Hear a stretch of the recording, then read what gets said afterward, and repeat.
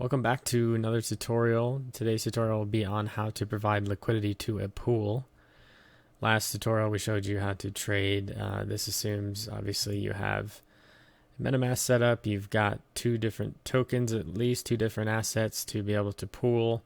I've got some Go and I've got some Ethereum on GoChain.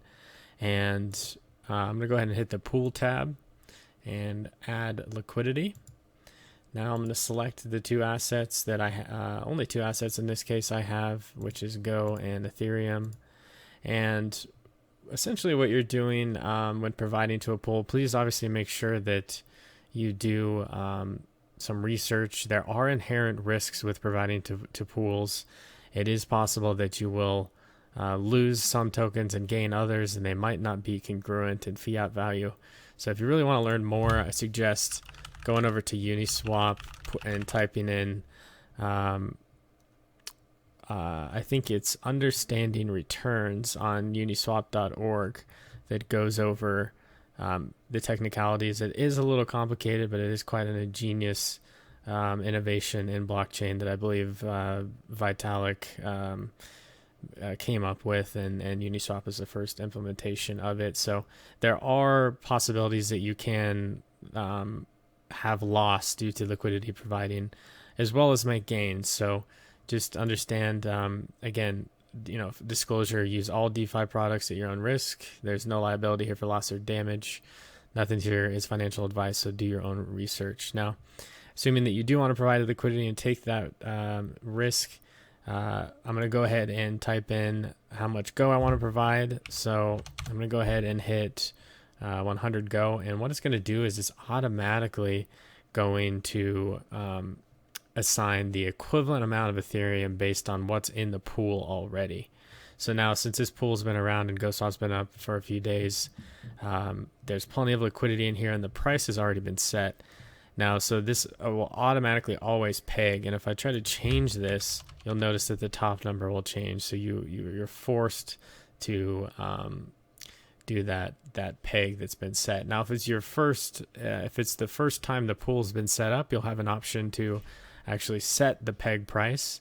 So you'll be able to do that, and it will tell you that you get to set the price. So be aware of that. If you're the first one to provide liquidity, you kind of set the price. So I could say, if I was the first one, I could say, 1 Go for 1 ETH. Obviously, since this has been set and 1 Go is not worth 1 ETH on the secondary market, that is not the case. So other buttons here, I can hit max on either. Now, if you notice on Ethereum, since I have a lot of Ethereum but not a ton of Go in terms of fiat amount, if I hit max on Ethereum, I actually don't have enough Go to provide to the peg of the pool. So you pretty much can only max out whatever the lesser fiat value is of the two tokens you're dealing with. So I can stake all my Go for a little bit of ETH, but I can't stake all, not stake, but provide, I can't provide all my Ethereum. So I don't want to stake all of the Go. Let's go ahead and put in 100 Go in the equivalent Ethereum peg, and we'll go ahead and hit supply and confirm supply. MetaMask will pop up with a little bit more gas than normal here. Again, we're talking 10,000ths of pennies here. Super tiny amount, so no big deal. No need to change the gas, and speed will always be the same for all intents and purposes right now. All right, so transaction submitted. We can see it's pending up here, and boom, it's done. So if I scroll down that same screen, I can now see I've been issued Go ETH liquidity pool tokens. So now I have 0.5361 liquidity tokens. Right now, like with Uniswap, there are outside of Uniswap and the other Ethereum ecosystem, there are ways that you can use these tokens to put in stake in other protocols and things like that. That's very risky. Do that at your own risk. That will not be covered here. And essentially, you're giving tokens which you're able to come back and redeem to remove the liquidity, which we'll show you how to do in a sec here. And so I can see the amount of Go I have in. I can see the amount of ETH. And now someone could come in and buy up all the Go in the entire pool And what'll happen is that I'll get the equivalent amount of ETH as in terms of the peg provided to me. So just make sure you understand that, and you are willing to accept the risks of providing liquidity. Now let's say that I want to remove liquidity. If I go back just to the general pool tab, I can see the liquidity that's being provided, how many tokens are in here. You'll notice that these might fluctuate over time as people either buy more Go or buy more ETH, or maybe they're really pegged and people are buying an equivalent amount of Go and ETH so that it stays the same. And I can see that my pool share is actually super tiny here. I don't even have 0.01% of the pool because there's so much liquidity in here. So probably pretty safe to put this in here relative to the pool share.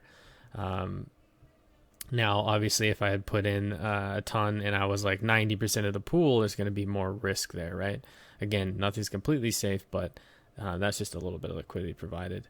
And so if we want to take that liquidity out so I can get because if I check out my wallet, I'm now 100 less Go and less ETH as well. So if I want to remove those, basically redeem that token to get the liquidity back, I will hit the remove. And I can choose the amount I want to remove. Let's go ahead and take it all out.